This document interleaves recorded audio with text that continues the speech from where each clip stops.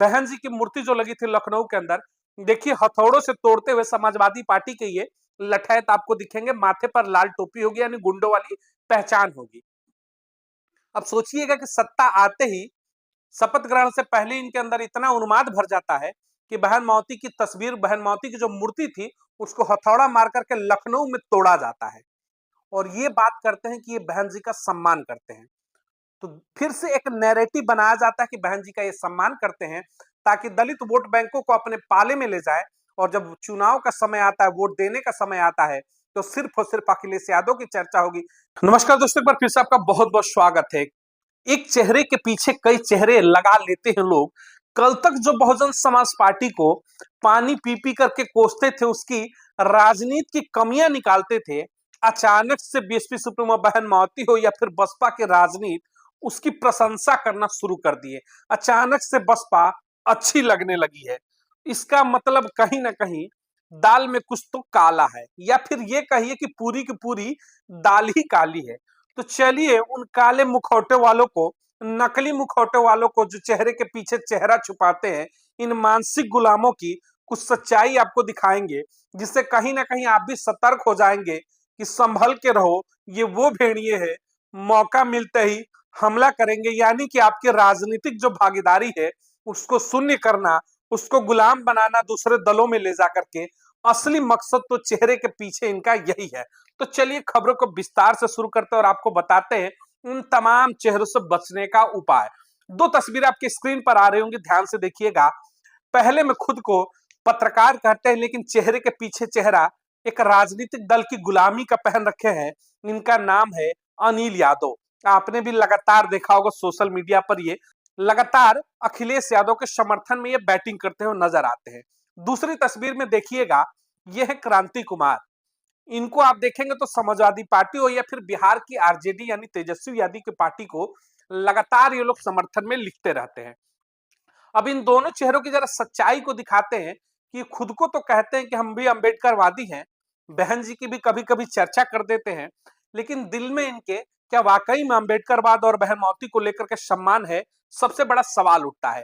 पहली तस्वीर में आप देख रहे होंगे, ये क्रांति कुमार है। 2 दिन पहले इनका एक पोस्ट आता, उसमें ये किस तरीके से पैरेलल देखिए चाल चलते, कहते हैं ना कि शतरंज की चाल। तो इन्होंने एक चाल चली, अपने पोस्ट पर लिखा कि बहन मावती का सम्मान अखिलेश यादव बहुत करते हैं, उनकी बहुत इज्जत करते हैं। दूसरी बार लिखा कि वहां पर तेजस्वी यादव पैर छू करके आशीर्वाद लेते हैं बहन जी का। अब बहन जी के सम्मान की बात करने वाले क्रांति कुमार को मैं जरा कुछ इतिहास में ले जाना चाहूंगा ताकि इनकी सच्चाई समझ में आ जाए। इसी बिहार के अंदर मुजफ्फरपुर में एक घटना घटी थी। 14 साल की एक दलित समाज की बच्ची के साथ हैवानियत कर दी गई, उसको इज्जत को लूट ली गई और हमारे बीच में भी नहीं है। आरोप लगता है उस समय जिसके ऊपर, मुजफ्फरपुर में, जी हाँ, संजय यादव के ऊपर आरोप लगता है, जिनकी उम्र लगभग 40 साल की है। अब सोचिए इतनी बड़ी जघन्य घटना होती है, लेकिन पूरे घटनाक्रम में तेजस्वी यादव की जुबान खामोश हो जाती है और क्रांति कुमार जो ये खुद को सामाजिक कार्यकर्ता बताते हैं और इस समय पैरेलल बता रहे, बहन जी के सम्मान की बात कर रहे, दलित सम्मान की बात करते हैं। इनके ट्विटर पर देखिएगा, इस व्यक्ति ने हद पार करते हुए क्या लिखा कि जो पूरा का पूरा मामला है वो लव, सेक्स और कास्ट का है। यानी कि एक 14 साल की बच्ची को बताइए, इसने दिखाया कि वो प्यार करती थी संजय यादव 40-45 साल के उम्र के व्यक्ति के साथ।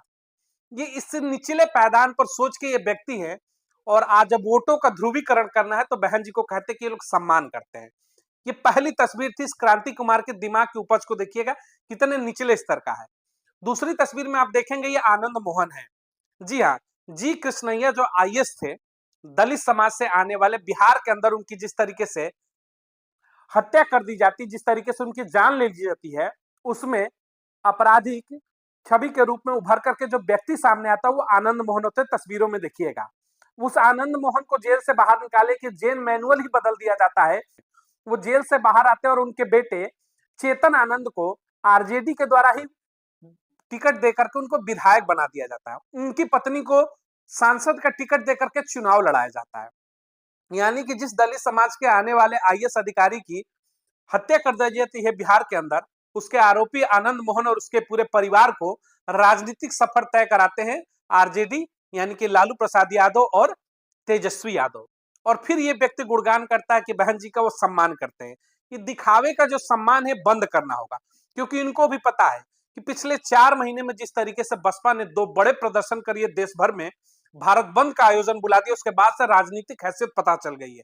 तो फिर से दलित समाज के वोटरों को गुमराह करने के लिए ये दिखाया जाता है कि किस तरीके से बहन जी का सम्मान अखिलेश यादव कर रहे हैं, तेजस्वी यादव कर रहे हैं। यानी एक तरफ मंचों पर दिखाएंगे कि हम सम्मान करते हैं, और दूसरी तरफ उसी समाज के आने वाले तमाम चेहरों के ऊपर आप लोग अत्याचार होता है तो जुबान खामोश हो जाती है। तो ये हकीकत थी, जैसे सोशल वर्कर को खुद को कहने वाले क्रांति कुमार की।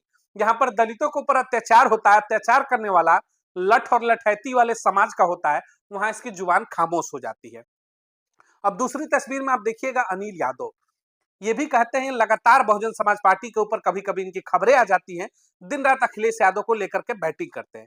इस व्यक्ति की एक खबर निकल करके आई जिसमें लोगों के बीच में चर्चा करते हुए इसने कहा कि जब दलित समाज के ऊपर कोई ब्राह्मण और क्षत्रिय अत्याचार करता है तो वो खुशी खुशी बर्दाश्त करता है, उसको लगता है कि सोने के जूते से उसके ऊपर वार किया जा रहा है। और लेकिन अगर उसके सामने कोई ओबीसी समाज का, यादव समाज का अगर कुछ बोल दे तो दलित समाज लड़ बैठता है। अब सोचिए कि इसकी मानसिकता कितनी गिरी हुई है। ये आज भी व्यक्ति चाहता है कि दलित समाज जो है गुलाम बन करके रहे 1000 वर्ष पहले की तरह। ये दलित समाज शिक्षित है, पढ़ा लिखा है, अब अपने अधिकारों को जानता है। अब अनिल यादव जैसे लोगों की मंशा यह है कि आज दलित समाज ओबीसी समाज से भी पिटे और तमाम लोगों से। अब पिटने का दौर गया। अब किसी का समाज गुलाम नहीं है, समाज में पढ़ता लिखता है, समाज में कंट्रीब्यूशन करता है। जितने टैक्स तुम भरते होगे उतना ही ये समाज भी भरता है। तो ये भ्रम छोड़ दो कि तुम्हारे सामने भी झुक करके रहे और औरों के सामने। तो इन सब की ये मानसिकता है। अब ये जो कहते हैं कि बहन जी का ये सम्मान करते हैं, जरा छोटी चीजों पर गौर करिएगा, तस्वीर देखिएगा। जब बहन जी की 2007 से 12 की सरकार थी, जैसे ही सरकार जाती है और समाजवादी पार्टी की पूर्ण बहुमत की सत्ता आती है 2012 में, बहन जी की मूर्ति जो लगी थी लखनऊ के अंदर, देखिए हथौड़ों से तोड़ते हुए समाजवादी पार्टी के ये लठैत आपको दिखेंगे, माथे पर लाल टोपी होगी, यानी गुंडों वाली पहचान होगी।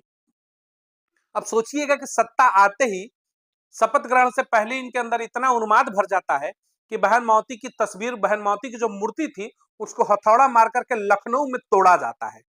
और ये बात करते हैं कि ये बहन जी का सम्मान करते हैं।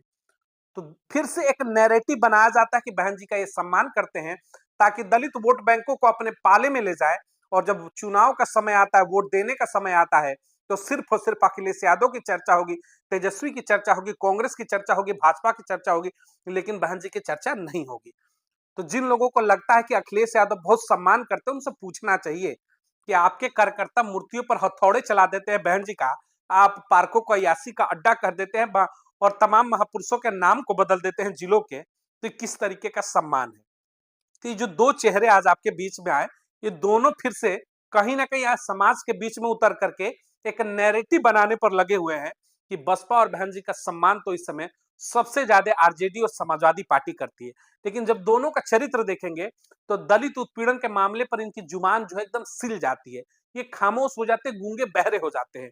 उत्तर प्रदेश की तमाम दलित उत्पीड़न की घटना देख लीजिए, मैनपुरी की देख लीजिए, बेटी को घर से उठा करके दलित समाज की उसकी जान ले ली जाती है, इज्जत लूट ली जाती है, लेकिन समाजवादी पार्टी के मुखिया अखिलेश यादव हो या फिर उनकी धर्मपत्नी मौजूदा वहां की सांसद डिंपल यादव, इनकी जुबान खामोश हो जाती है, जुबान पर कहीं ना कहीं ताला लग जाता है, एक शब्द नहीं बोलते।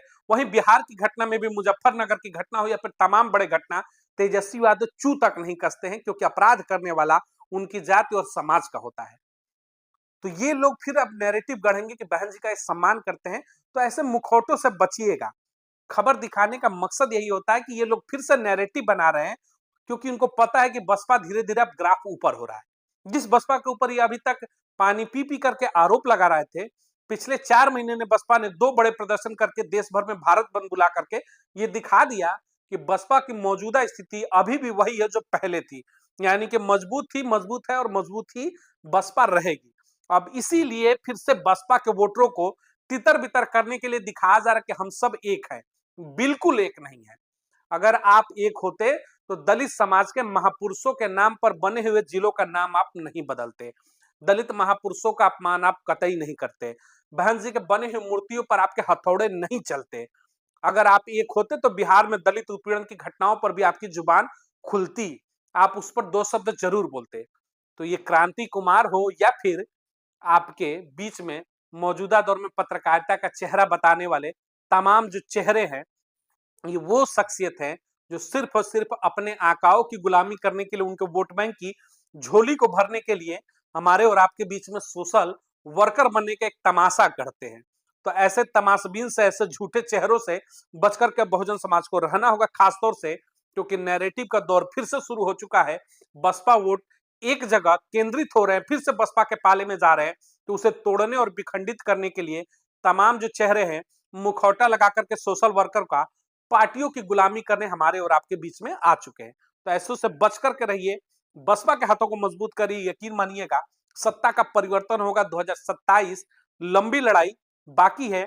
बसपा ने शुरुआत कर दी है, मजबूती के साथ इसके कंधों को मजबूत करिए ताकि 2027 उत्तर प्रदेश विधानसभा चुनाव में एक बड़ा परिवर्तन किया जा सके। इस वीडियो को अधिक से अधिक लोगों तक शेयर जरूर करिएगा ताकि ऐसे नकली मुखौटे लगा करके सोशल वर्कर बनकर के क्रांति कुमार हो या फिर अनिल यादव, इनकी सच्चाई बहुजन समाज बेहतर तरीके से जान सके और उनको माकूल जवाब मिलता रहे।